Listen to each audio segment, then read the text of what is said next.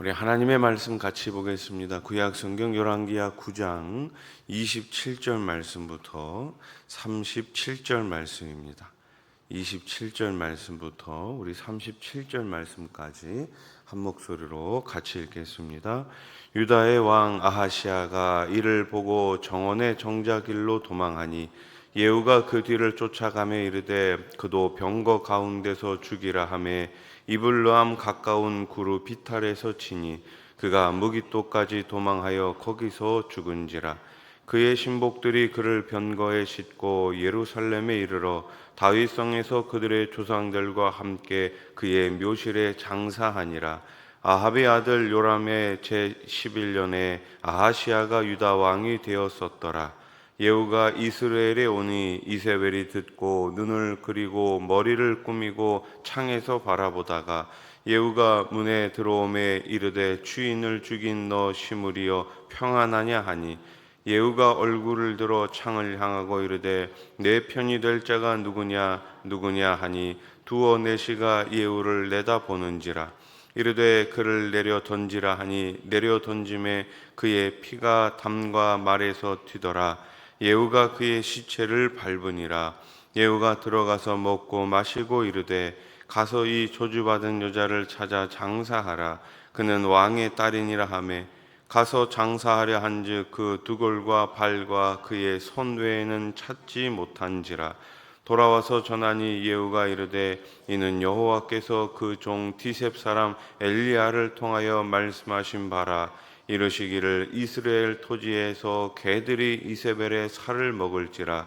그 시체가 이스라엘 토지에서 거름같이 밭에 있으리니 이것이 이세벨이라고 가리켜 말하지 못하게 되리라 하셨느니라 하였더라. 아멘. 평생을 진실하게 산 사람은 그의 마지막 모습도 참으로 아름답습니다. 반면에 한평생 자신의 욕심을 쫓아 거짓과 불의로 산 사람은 그의 마지막도 비참할 수밖에 없습니다. 이세벨은 하나님의 선지자들을 박해하고 죽였죠. 자신의 욕심을 채우기 위해 무지한 자의 피를 흘리고 그의 포도원을 강제로 빼앗았습니다. 하나님은 다 보시고 마침내 철저하게 갚아 주십니다. 이스라엘의 왕 요람이 예후에게 죽임을 당할 때 그 옆에는 유다 왕 아하시아가 있었습니다. 아하시아는 요람이 죽는 모습을 보고 도망가지만 예후는 그도 죽이라고 명령하죠. 27절 말씀을 다시 보세요. 유다의 왕 아하시아가 이를 보고 정원의 정자길로 도망하니 예후가 그 뒤를 쫓아가며 이르되 그도 병거 가운데서 죽이라 하매 이블르함 가까운 구루 비탈에서 치니 그가 무깃도까지 도망하여 거기서 죽은지라. 아멘. 예후는 정략 결혼으로 이스라엘과 묶여 그 영향력 아래에 있던 유다 왕도 심판의 대상으로 생각했습니다. 유다 왕 아하시아는 무깃도에서 죽음을 당하죠. 하나님의 심판을 피해 도망칠 수 있는 사람이 있을까요? 없습니다. 그 어떤 사람도 죄 가운데 있다면 절대로 하나님의 심판을 피할 수가 없어요. 사람이 해야 할 노력은 심판의 때에 도망가는 것이 아니라 처음부터 심판받을 일에 발을 들여놓지 않는 것입니다. 죄라고 생각되는 것, 죄라고 판단되는 것은 처음부터 멀리하는 거예요. 그래서 야고보 사도가 우리들에게 계속해서 권면하고 있는 게 뭐예요? 욕심이 잉태한즉 죄를 낳고 죄가 장성한즉 사망을 낳느니라.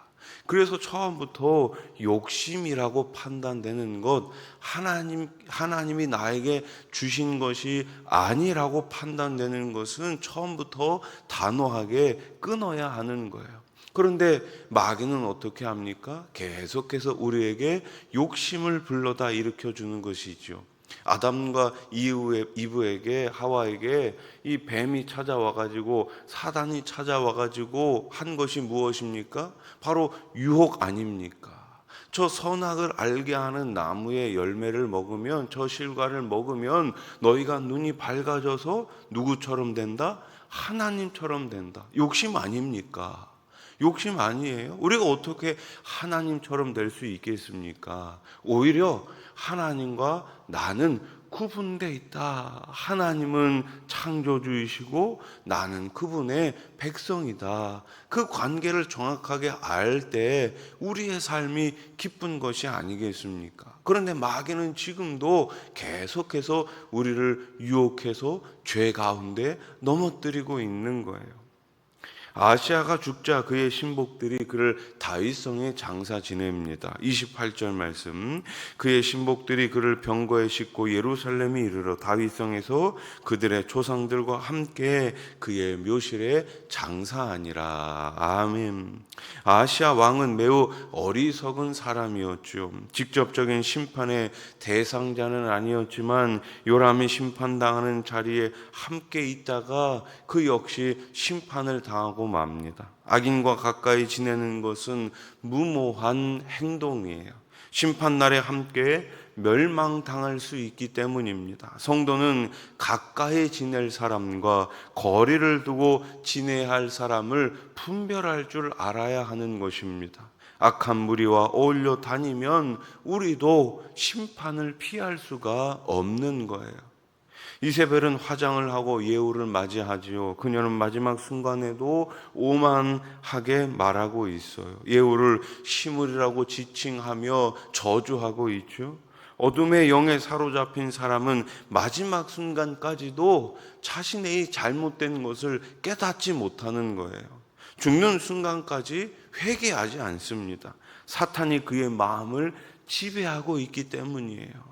회개하지 않는 자의 최후는 비참할 뿐입니다. 그래서 여러분, 우리 가운데 죄라고 생각되면, 우리 가운데 잘못된 것이 생각나면 그것이 바로 은혜인 줄 알고 다시금 회개의 자리에서 주님 앞에 빨리 돌이키실 수 있기를 예수님의 이름으로 축복합니다. 예후는 이세벨의 주위에 있는 내시들을 쳐다보면서 내 편이 될 자가 누구냐고 묻지요. 예후의 물음에 두어 내시가 나섭니다. 예후는 그들을 향해 이세벨을 창 밖으로 던지라고 지시합니다. 그들은 예후의 말대로 이세벨을 아래로 던져버립니다. 이세벨의 마지막이 더욱 비참한 것이 무엇입니까? 지금까지 자신을 시중 들던 그 내시에게 그들의 손을 통해 죽었기 때문입니다. 아니, 지금까지 나의 부하였는데, 지금까지 나의 신하였는데 그들이 나를 배신하고 그들의 손에 의해 가지고 죽임을 당한 거예요. 악인의 곁을 끝까지 지키는 사람은 아무도 없습니다. 여러분, 한번 생각해 보십시오. 역사적으로도 잘못된 판단, 잘못된 길을 걸어가는 그 지도자, 그 리더를 끝까지 지키는 사람이 있습니까? 없습니다. 없어요. 자신이 행한 대로 자신에게 돌아오는 것입니다. 예후는 이세벨의 시신을 찾아 장사하라고 지시하지요. 저주받은 자로 비참한 죽음을 당했지만 이세벨은 시돈 왕의 딸이었기에 장례는 치러주어야 한다고 생각했습니다. 34절 말씀.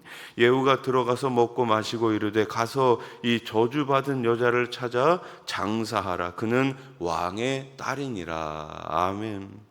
하지만 시간이 조금 지체된 탓에 이미 시신이 상당 부분 훼손되었습니다. 이것은 개들이 이스라엘 성읍 곁에서 이세벨을 먹을지라 라는 이 예언이 그대로 성취되었음을 보여주지요. 열왕기상 21장 23절 말씀. 이세벨에게도 대하여도 여호와께서 말씀하여 이르시되 개들이 이스라엘 성읍 곁에서 이세벨을 먹을지라. 아멘. 하나님의 말씀 그대로 성취가 되었습니다. 하나님의 말씀은 반드시 이루어집니다. 하나님의 말씀은 1.1획도 변함없이 반드시 성취됩니다.